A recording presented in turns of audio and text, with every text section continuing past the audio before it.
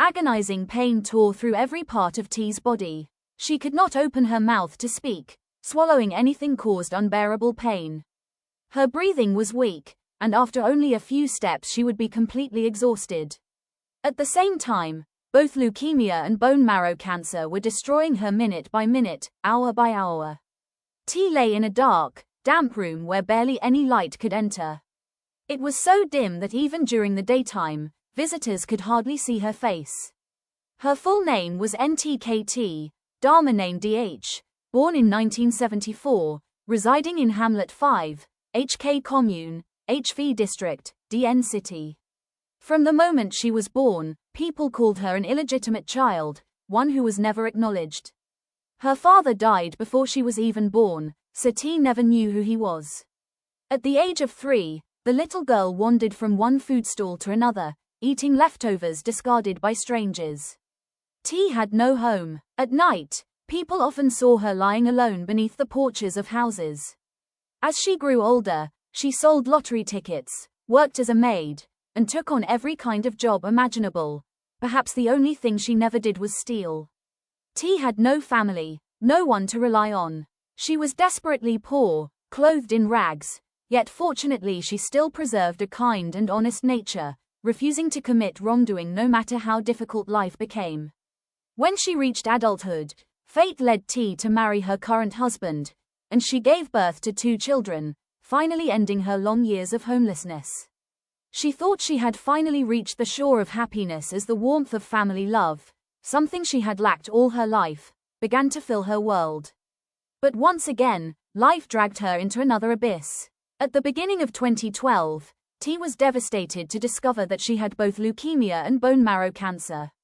Although she continued going to the hospital for regular checkups, she knew death was drawing very near. For reasons she herself could not explain, T suddenly felt drawn to visiting temples. She frequently traveled to many temples in southern Vienna such as LA and DN. Through these visits, she gradually learned about the Buddha's teachings, the cycle of birth and death, and the path of rebirth into the Western Pure Land of Amitabha Buddha as explained to her by the monks. She thought quietly to herself, well, since I'm going to die anyway, if I can die and return to the Buddha, then I'll be satisfied. Living like this is already too painful. I no longer cling to life. So there truly is a path out of suffering after all. From that moment on, T began practicing vegetarianism and chanting the Buddha's name, aspiring to be reborn in the Pure Land after this life ended. But things were not so easy. Day after day, her body grew weaker. She believed that a vegetarian diet could not provide enough nourishment for such a sick and frail body, so after 2 months she lost determination and returned to eating meat. Her aspiration for rebirth in the Pure Land was still shallow, not strong enough for her to wholeheartedly cultivate herself and let go of her suffering body. T was still afraid of death. Then one day, the doctor told her, "You're extremely weak now. You probably won't survive more than 10 days. There was no money left for hospital treatment anyway. After hearing the doctor's conclusion, T decided never to return to the hospital. Instead, she stayed home reciting sutras and chanting the Buddha's name, determined to become vegetarian again while waiting for death. At this point, she felt she had nothing left to lose. Her emaciated body no longer held meaning for her. It brought only pain and suffering. Only then did her aspiration for rebirth truly become strong. She no longer felt any attachment to worldly life and wished only for Amitabha Buddha to quickly come and guide her to the Pure Land. Seeing that T was nearing death, a family friend named B suggested inviting a chanting support group from the Lotus Dharma Association of TH Temple in DN City to come offer guidance and assist her practice. The family agreed. When the chanting group arrived, T weakly whispered to the female leader, "Auntie, I don't want to recover. I want to be reborn in the Pure Land as soon as possible. Why is Amitabha Buddha taking so long to come for me?" The leader looked at her kindly, held her hand gently, and replied, "Don't worry.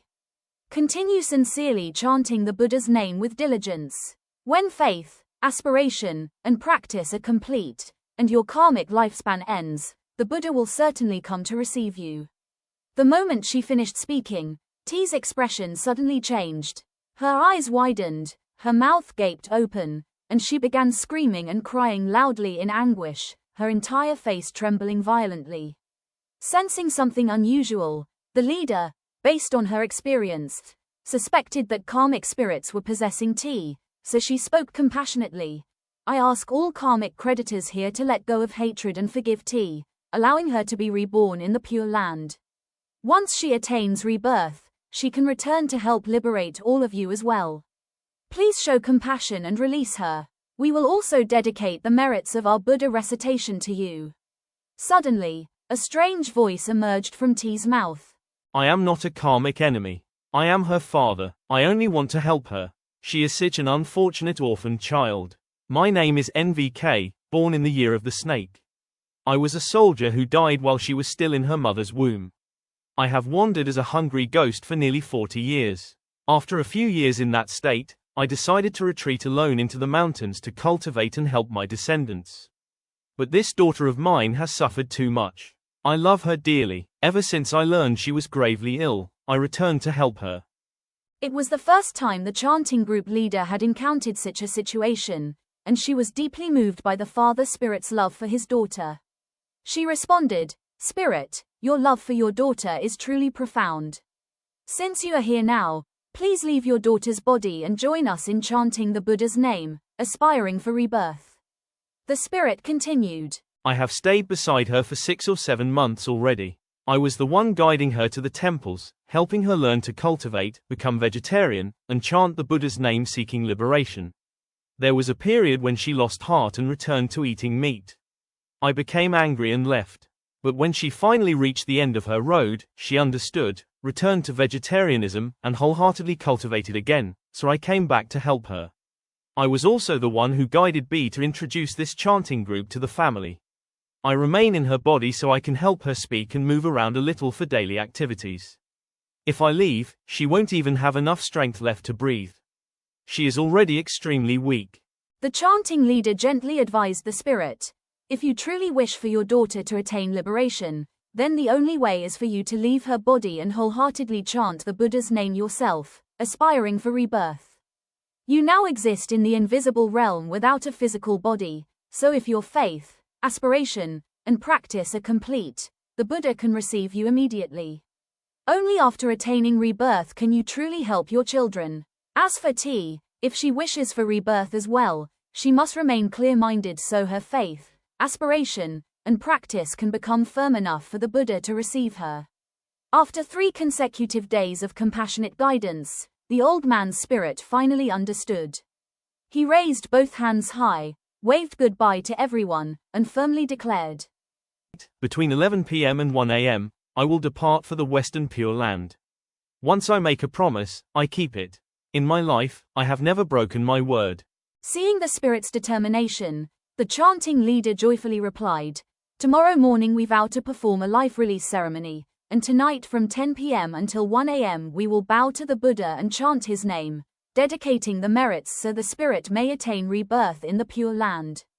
We will also wholeheartedly continue supporting Buddhist disciple KT. Please rest assured." Exactly as promised, on the night of November 7, 2012, shortly after 1 a.m., the moment the spirit departed, T suddenly became dull and unconscious, no longer able to speak as she had while her father's spirit remained in her body supporting her. When the sun rose, the chanting group and her family performed the life release ceremony, dedicating the merits to both father and daughter. Immediately afterward, T began speaking again, gradually regained clarity, and remarkably no longer felt the intense pain she usually suffered. The Buddha's teachings are truly miraculous.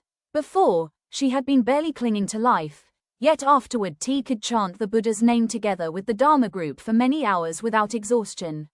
Sometimes she chanted continuously for 8 hours, even more energetically than healthy people, as though her illness had temporarily vanished. The doctors had said she would not survive more than 10 days, yet the chanting group continued assisting her for nearly 30 days. However much the group chanted, T matched them with all her determination. She told the group leader, "I will diligently continue chanting the Buddha's name until the moment I leave this world. Please don't worry." Her unwavering determination inspired the chanting group to tirelessly continue day and night, sacrificing their strength and time for an entire month. In the end, their efforts were not in vain. On the 4th day of the 12th lunar month in 2012, after 8 hours of chanting support following her final breath, T peacefully attained rebirth in the Pure Land. Her appearance remained serene, and warmth lingered at the crown of her head, a sign believed by Pure Land practitioners to indicate rebirth into the Western paradise, forever freed from the endless suffering of birth, death, and reincarnation that had tormented her through countless lifetimes.